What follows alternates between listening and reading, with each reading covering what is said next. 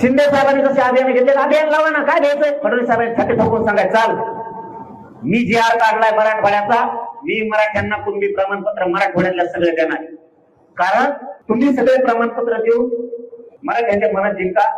आम्ही जी तारीख डिक्लेअर करणार आहे त्याच्या मुद्दा तिसरा, साताराचा संस्थांचा जी आर तुम्ही का काढत? इथं मनोज जरांगे पाटील सोपा नाही, इथं भेदभाव नसतो. 5 विभाग आमचे, अखंड महाराष्ट्र आमचा. मराठवाड्याला मिळालं मग पश्चिम महाराष्ट्र माझा अजिबात नाही. पश्चिम महाराष्ट्रातले मराठी एक सुद्धा बोलत नाहीत, का तर त्याला विश्वासी देऊ शकतो. आता तुम्ही 1 महिन्यात जी आर काढतो, सातारा संस्थांचा काढला का? 8 महिने दम खाल्ला.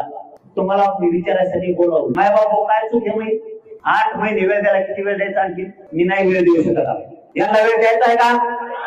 काय समज यांना वेळ द्यायचा? 8 महिने दिला.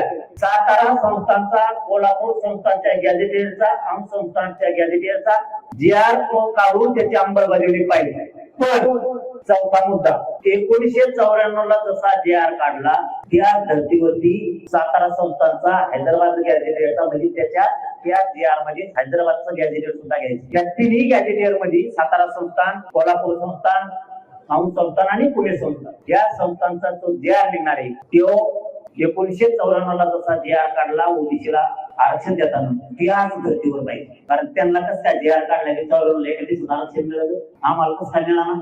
8 महिने झाले तरी